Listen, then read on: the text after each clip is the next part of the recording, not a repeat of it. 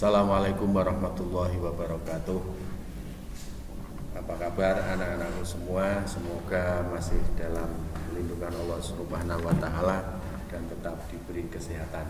Jangan lupa kita tetap harus 3M, yaitu memakai masker, mencuci tangan, dan menjaga jarak. Oke, anak-anakku, mari kita mulai pembelajaran dengan bacaan basmalah bersama-sama. Bismillahirrahmanirrahim. Pertemuan kali ini kita akan membahas muamalah di luar jual beli. Yang akan kita pelajari adalah muamalah di luar jual beli dengan kompetensi dasar, ketentuan pinjam meminjam, hutang piutang, gade dan borak, serta upah. Untuk muamalah di luar jual beli sebenarnya tidak hanya 4 hal yang akan kita sampaikan ini, tetapi sangat banyak sekali. Tapi dalam hal ini pembelajaran hanya akan membahas tentang 4 hal, yaitu pinjam meminjam, hutang piutang, gade, borak, dan upah. Yang pertama, pinjam meminjam. Pinjam meminjam dalam bahasa Arab adalah al-ariyah. Kemudian pengertian pinjam meminjam, yaitu memberikan manfaat suatu barang kepada orang lain tanpa adanya imbalan dan tidak mengurangi zatnya benda. Anak-anakku semua pasti sudah pernah melaksanakan pinjam meminjam.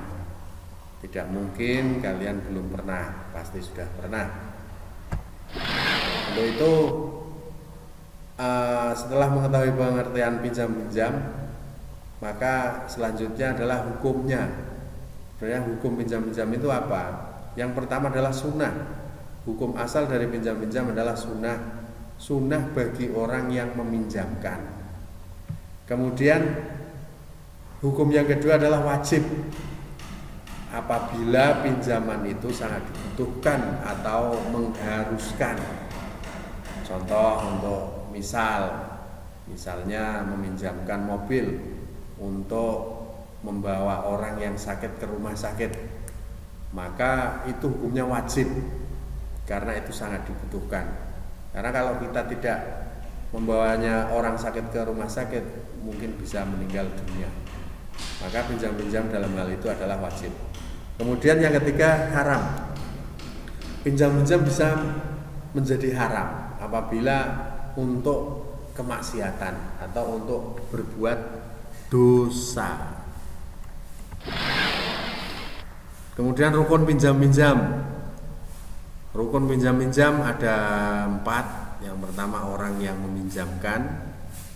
Kemudian yang kedua peminjam. Kemudian yang ketiga barang yang dipinjamkan. Dan yang keempat adalah ikrar atau akad atau kesepakatan. Tentunya dalam pinjam-pinjam itu ada kewajiban yang harus kita jalankan, yaitu yang pertama, kewajiban bagi peminjam harus mengembalikan barang pinjamannya apabila sudah selesai digunakan. Menggunakan barang, mengganti barang apabila hilang atau rusak.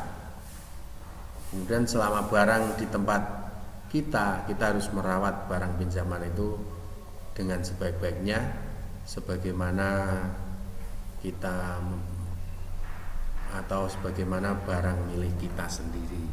Harus kita jaga, harus kita rawat, jangan sampai rusak atau hilang. Karena kalau rusak atau hilang, maka kita harus mengembalikannya. Hal-hal yang harus diperhatikan dalam pinjam-pinjam. Yang pertama, dimanfaatkan untuk yang halal, untuk hal-hal yang halal.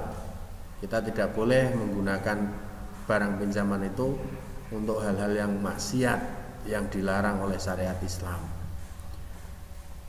Misalnya meminjam golok, tapi bukan untuk mencari kayu atau yang lainnya, tapi digunakan untuk membunuh orang.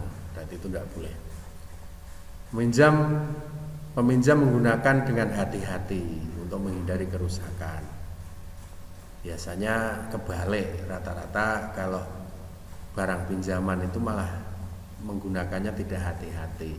Padahal harusnya kalau kita meminjam maka cara penggunaannya harus hati-hati. Kemudian mengembalikan barang sesuai dengan perjanjian. Perjanjiannya bagaimana? Ya, waktunya kapan? Itu yang harus kita taati. Harus kita kembalikan barang sesuai dengan perjanjian yang telah kita buat sebelumnya. Bila belum bisa mengembalikan, hendaknya memberitahu dan minta maaf kepada pemilik barang. Ketika perjanjian sudah dibuat, waktu sudah ditentukan, tetapi kita belum bisa mengembalikan, maka hendaknya kita meminta maaf kepada orang yang kita pinjami itu, meminta untuk barang itu tetap kita pinjam. Kemudian pemilik barang hendaknya memberi kelonggaran waktu mengembalikan barang. Ketika kita dipinjami ternyata dalam waktu yang telah ditentukan belum bisa mengembalikan, maka ya sebaiknya kita beri tambahan waktu untuk mengembalikan barang tersebut. Ingat, untuk peminjam, jika barang itu diambil sewaktu-waktu oleh yang memiliki barang, maka ya jangan ngersulo. Boleh, silahkan diambil barang itu sewaktu-waktu. Terima kasih, itu yang untuk pinjam-pinjam satu pertemuan ini. Silahkan dipelajari lagi. Lebih detailnya bisa dilihat di modul pembelajaran. Untuk tugasnya nanti akan kita kirim lewat WA. Terima kasih untuk pertemuan kali ini. Mari kita ucapkan Alhamdulillahirabbil alamin. Semoga ilmunya bisa bermanfaat dan kalian semua bisa paham. Assalamualaikum warahmatullahi wabarakatuh.